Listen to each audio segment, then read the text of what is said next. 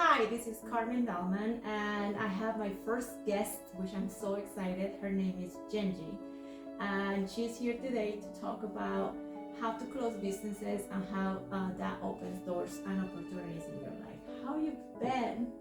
Good. Going through a whole lot of life change. But I'm excited for what's next to come. I'll be moving the state actually very soon. So I've been a New Mexican resident and business owner for a long time. And as you know, I ran Southern Royalty Studio, which is a recording studio and networking hub. We just recently closed down, and so I am excited about what's new to come and where I'm kind of going now, where it's not just about business anymore. I want to focus more on the artistry.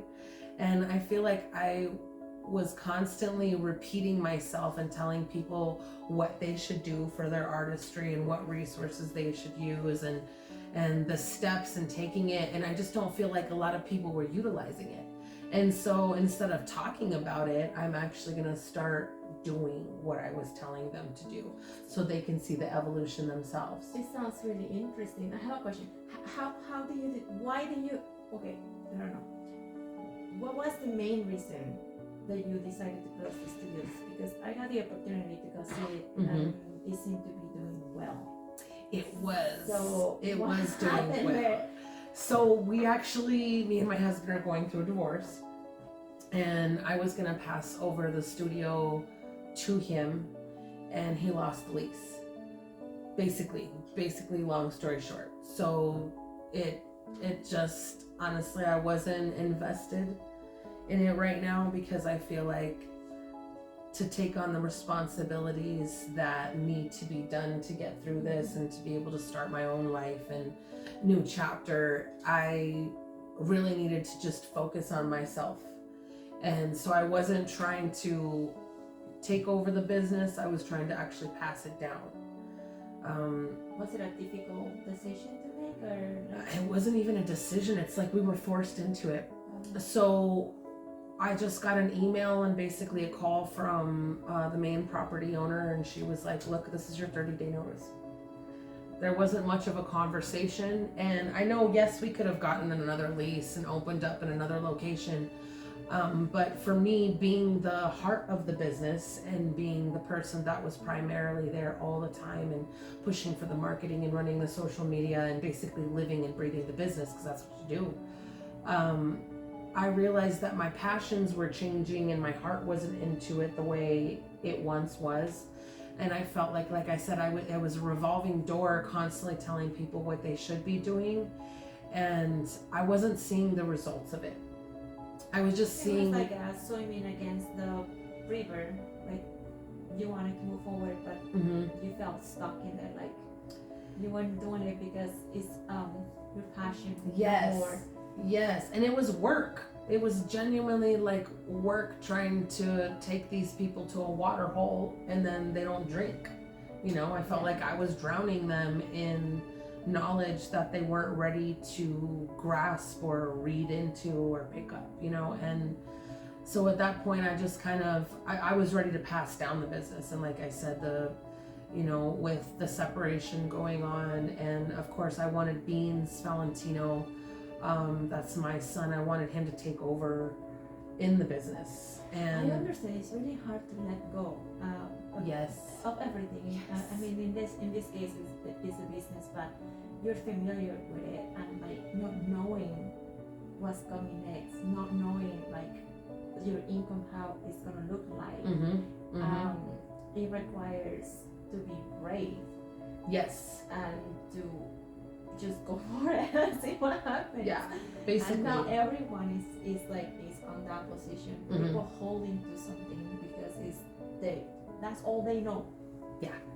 Yeah. And if you're not afraid, if you're afraid to put money into your business, that was one thing I feel like I would work to put money into the business, and I loved constantly helping it evolve into the hub that I needed it to be, because it needed resources, and startups take a while and things take time to get you really established as a business. To grow a business, it takes like minimum 5 years. It does, it really does. And invest time, money, And it's long connections, hours. Yeah. You know, you're putting a lot of your time and everything into it, and you know, in the long run, the family and friend time gets sacrificed for that. Relationship time gets sacrificed. But if that's something that you truly want to do, you know, putting money into it is never an issue. It shouldn't be the issue.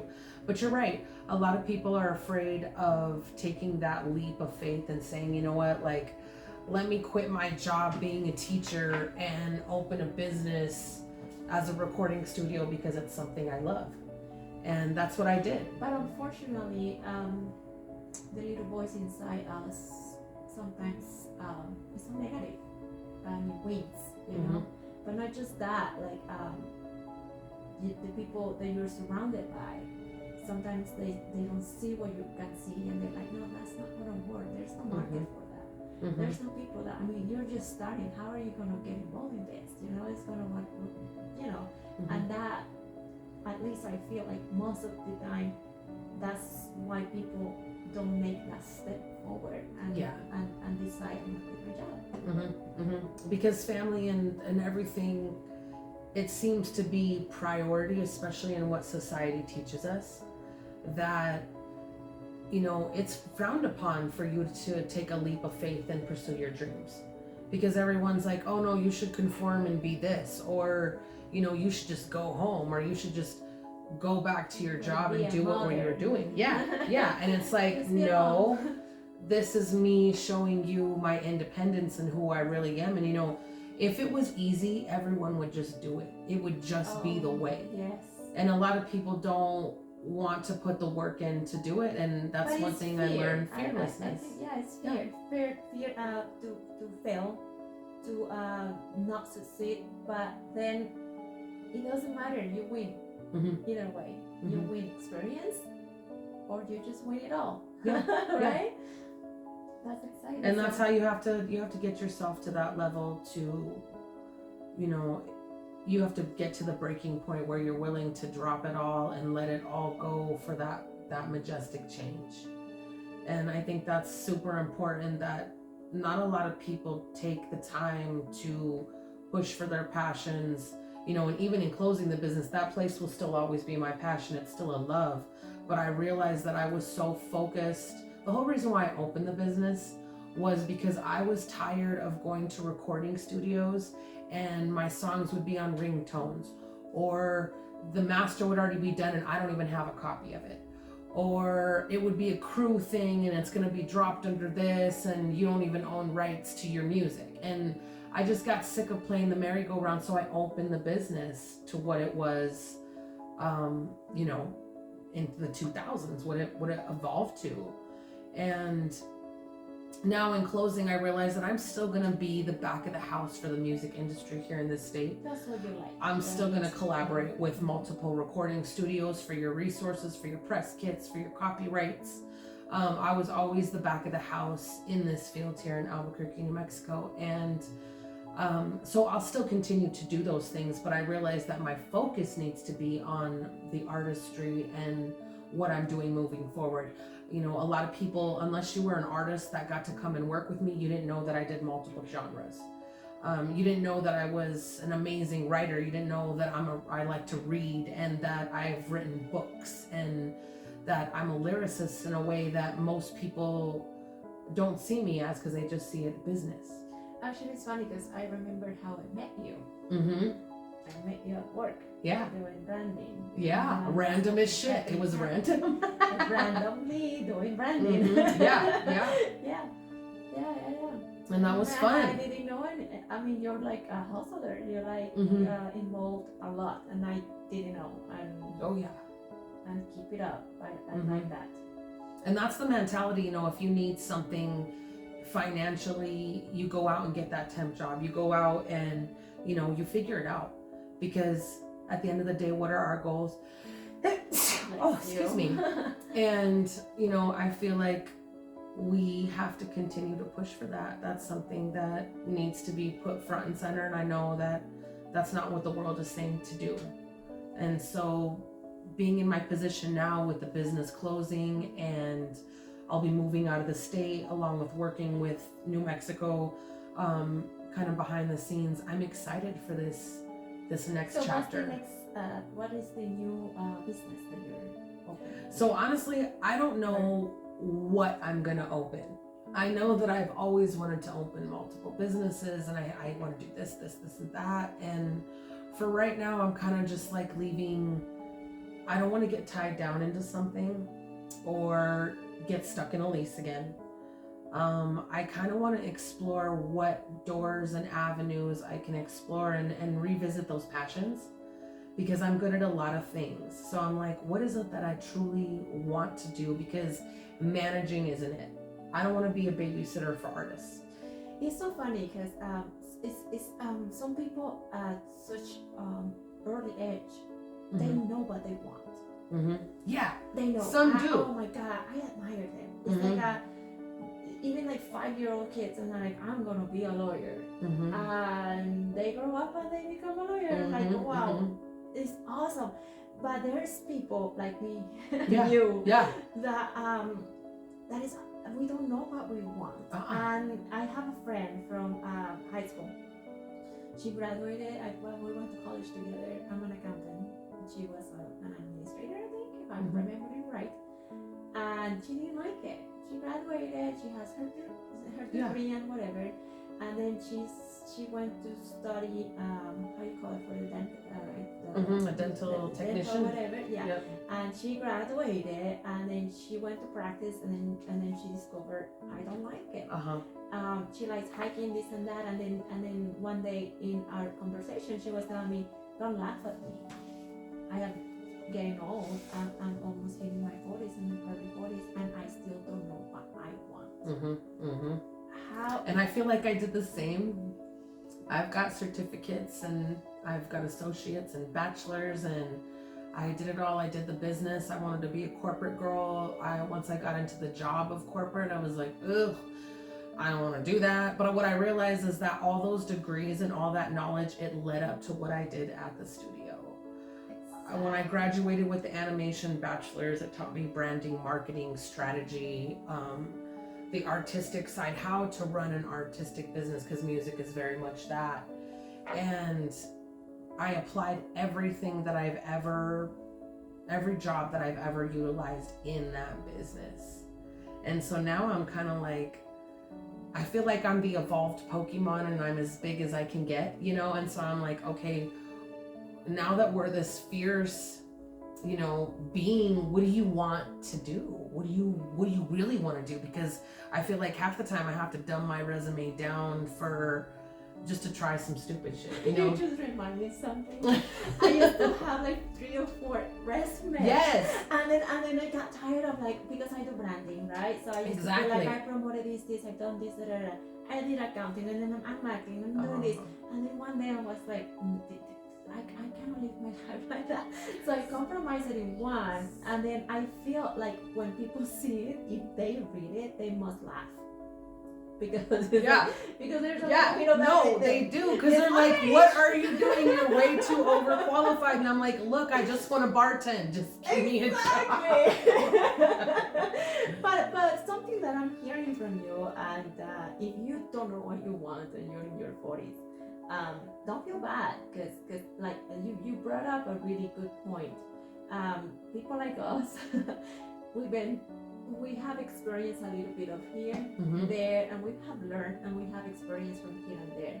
And you're right, all of that is you're building. Yes. You're building. Yes. So when we find out what exactly we want to do, those tools are just there. To use them. Yeah. So you're not wasting your time.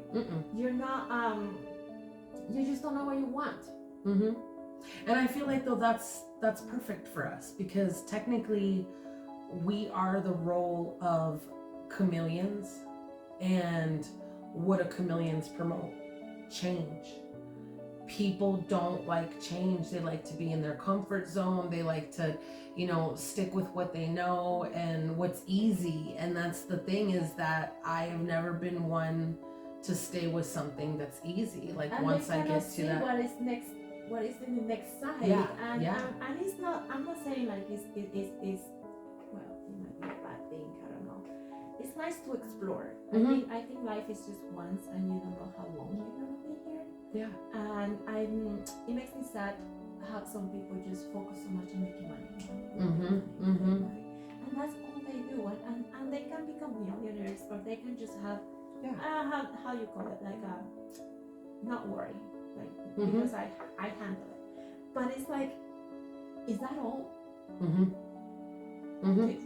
What do you do? Like, do Yeah. you go hiking? Do you enjoy nature? Do you enjoy your kids? They're missing out on Are you life. spending time with your partner, with your kids? I mean, sometimes they put priority, or they focus on something that, seriously, does it have any value? Mhm. So It's the wrong things. I feel like it's that selfish, the prestige. You know, they want the idea of the clout and you know, to be the big business owner and the, you know, to rule the kingdom, as you would say.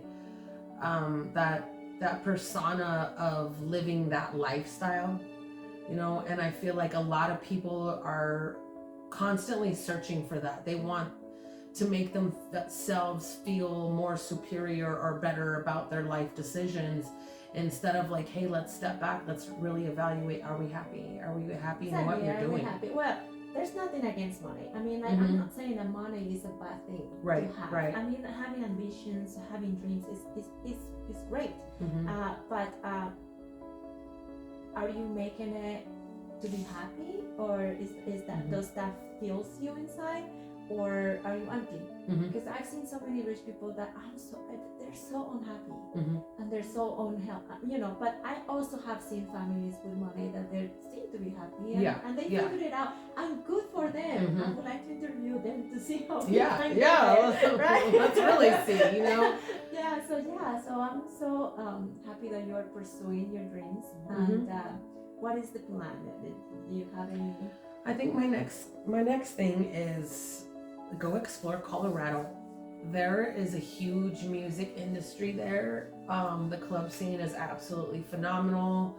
I'm seeing resources, like when I was going into the management, because that's what Southern Royalty was phasing into, right before the beginning of the end is what we'll call it. And we were really tapping into management and year plans and 6-month plans and what these things do to elevate the artists and how they can build their portfolio and their career in a fast way.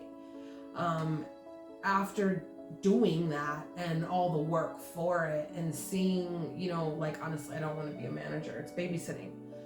I don't want to know when someone's personal life is and like everything about that person. Like, honestly, I really don't. I would rather focus on my own artistry than spend time on somebody else's life and not my own.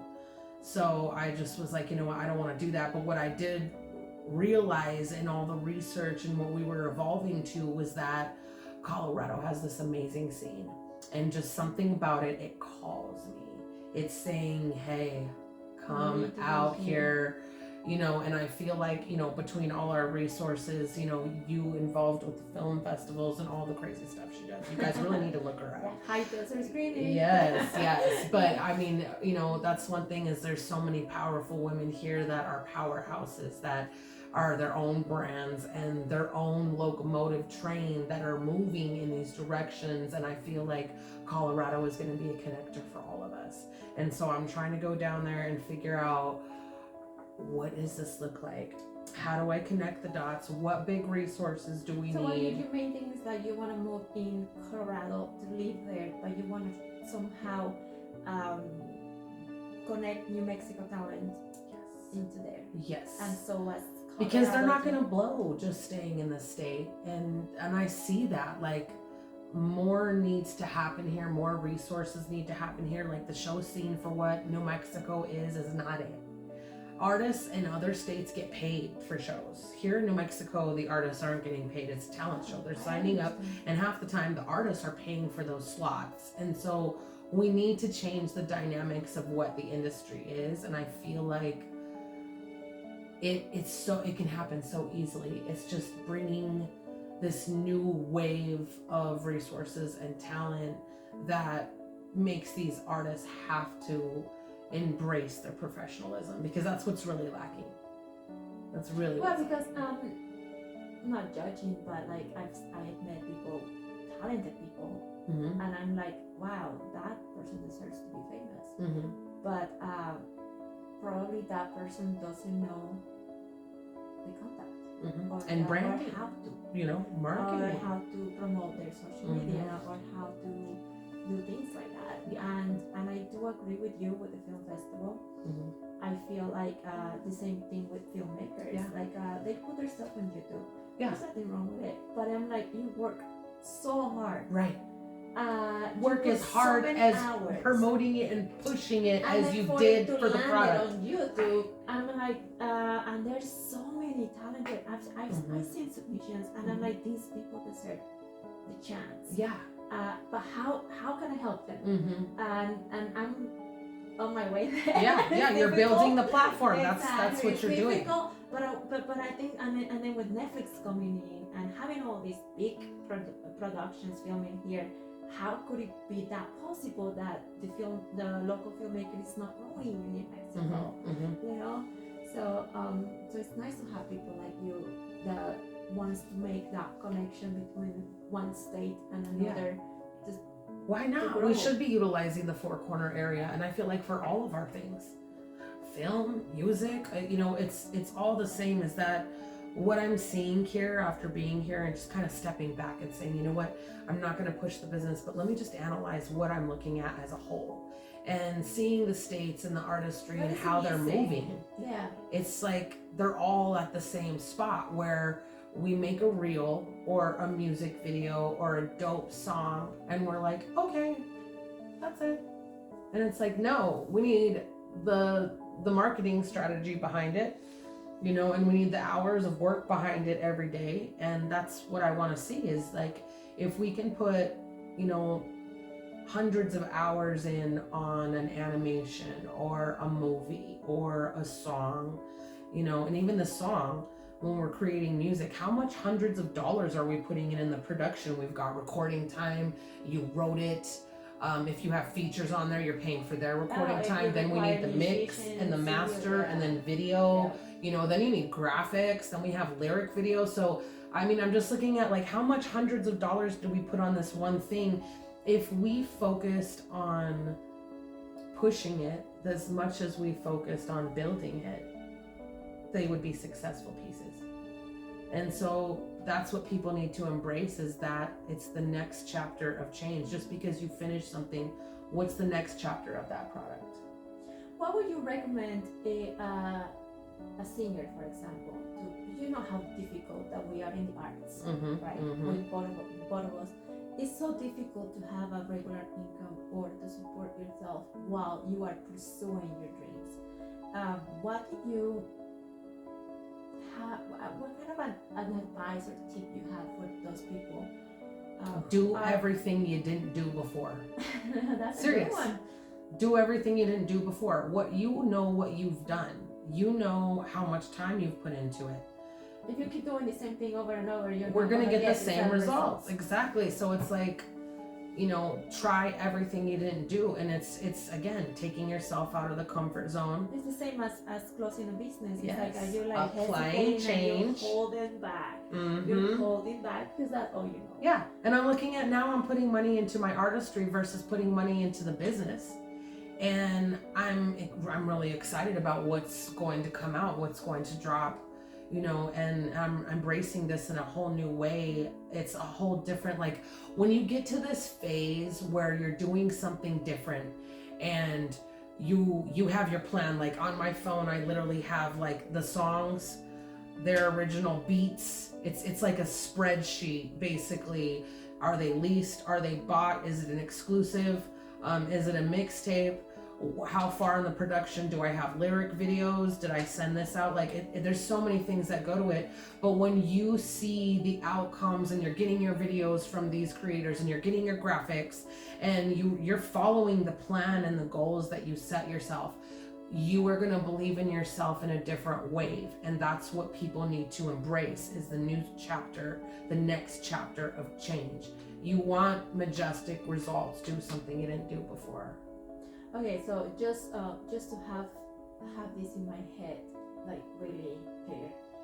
You also produce music, or you help your artists to create everything, like from I was helping artists create everything. Now I create all of my own things because I've been creating videos, including all that stuff. So I've been creating genres. Tell us, where are you putting all this material? Like, do you have a website? Oh, yes. So I have all of this. If you Google me under Genevieve Zamora, I have not changed branding over yet. Spell it. So Genevieve Zamora, Zamora. And I've got tons of music already out on YouTube. It's on all platforms. So literally, if you just Google me, you'll see that I do a lot of things. You will also find animation reels. You will find video production because I was doing video. I dabble in a lot of things. But right now, for the primary focus is that I have been behind the scenes running a business the whole time. And instead of staying in back of the house, I'm coming to the front of the house. And I'm coming with fire. I'm coming with the fierceness that I've never showcased before. And these tracks are, I'm sitting on like 31 songs. These tracks are the realest thing that I've ever created. This music is probably some of the best stuff I've ever created, and it's coming out in all genres. I need to show the world what it is that it looks like when you embrace yourself. And I want to show them the beginning process of a song concept to its full production from, when I sent it out for the feedback and I got over 100 different people that replied on the feedback. I applied what I wanted from the feedback to that song, and the song evolved to what it is now, which is the radio version. Night and day, these songs. Both are phenomenal, both are amazing. But the final product, when you listen to outside sources and you accept that, okay, I'm not perfect yet, but change is needed and I can always improve. You come with a new fierceness. You come with a new belief in yourself that, holy shit, this music is gonna blow these people out of the water. I know it's gonna be radio, and I truly believe that. So, stay tuned. You are motivating me. Oh yeah, no, I'm way motivated. Right now. And now I'm just in the process of the rebrand. So instead of Genevieve Zamora, which is my government name, let's change it to an artist name. Oh, Gengi.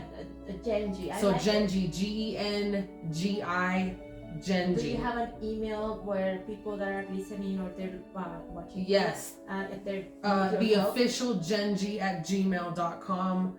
I am going to start a fans page. We are going to do, my TikTok is going, so you can find me on TikTok.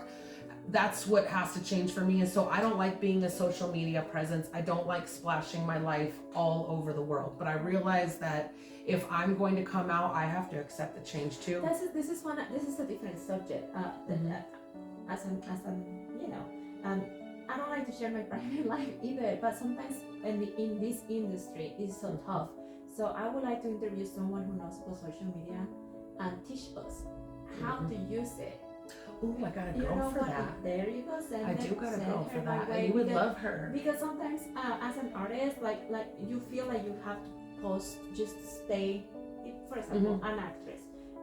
It's difficult to book, right? But you have your social media, you're building it, and what to post, how to post it, be professional, but also be kind of friendly, but without sharing your life, your family, what's going on. See, and I think you know the answer to that because you're branding. So technically, artist, actress, public figure in general, what are our archetypes that correspond to our brand? For me, my colors are gold because I like what gold represents. And what does it represent? So it's loyalty, it's confidence. If you notice, like McDonald's, for instance, the golden arch, it's familiar, it draws us to it. So you also have, I'm trying to think of my other, so for music in general, I am an intimate. I only write about what I know, or like very detailed stories, because I am a writer as well. So for me, I never want to break my branding, which would be my intimate self, and I want to stick with what I know and what I'm comfortable with. And so I have to pick pieces out of my life that I'm comfortable in sharing that don't take me out of the branded image that I'm portraying that goes with my archetypes, if that makes sense. But I think most of the singers that write their songs, literally they're based on their stories. Mm-hmm. Like Taylor Swift or Shakira, Mm-hmm. when you start paying attention, most of them, the ones that write their own songs, Mm-hmm. is based on their experience. Yes, and those are perfect examples. Look at their branding. You know, they're not throwing sex out there all crazy. Good. They're still somewhat classy. Conservative. Yes, it's classy. It's, you know, you can still be a feminine artist and portray those ideals, but in a classic, you know, burlesque covered way. Whereas then you have like Megan Thee Stallion. What is her brand? It's ratchet. I mean, I got love for the girl. It's dope, but it's constantly there's promoting. for everything. There but is. But I think personally, I like classy. I like Mm-hmm. professionalism, and I like classy. I mean, there's more market for it, right? Right. Yeah. And that's a great contrast example of what you should put out there. For Megan, she's killing it, doing what her brand is associating her to do, and so she's staying on top of the charts. That's a beautiful thing. That's not a problem, but it's grasping who you are as your brand and promoting yourself in that light. Also, music. You can tell about someone's personality by the way they sing and what they sing about, how they move, everything. Oh yeah. It's interesting because even dancing is communication. The way you're moving is sensual or is sexual. You know? Right. And same with music. It's like, what is this lady trying to tell me or give me? Right. And a lot of it is sexified in a way that it's, I think, because society doesn't want to talk about sexualism. They don't want to talk about, you know, who they are. You know, we have, you know, LGBT and all of these different things, but it's not openly safe to talk about your sexualism where it doesn't get ran through the garbage because you're still trying to figure out who you are, and people want to put you in a box immediately based off these very basic experiences. And for example, would be like a teenager coming out who hasn't dated a girl or a boy yet, but she woke up one day and said, I'm gonna be a man today. And it's like, but you've never even, you know, experienced the light of day with either sexes to know what it is you want. It's just sexism. It's being thrown at us in media, in advertisement, and promotions, that it's confusing society. It's confusing what our generations are coming out with. So even with the music is a big part of that. And that's why I think that we need to be the balance in how to promote ourselves in that classy way. And so I'm one of those, I like clean, you know, clean look, professionalism. Because the message, you can send a message, but it depends. What makes it different is how you send the message, right? And I'm not trying to send something out for a bunch of dudes in my DM, I you can know? sing about me being a lesbian, right? I like women, but there's a ways of saying it in a classy way. Or in a sexual way. Right? Yeah. You know, Yes. And that's the fine line of where, you know, we cross the boundaries between the professionalism and the brand. And so that's kind of where we want to, you know, I don't want to open a can of worms there, because I know this can be a touchy topic.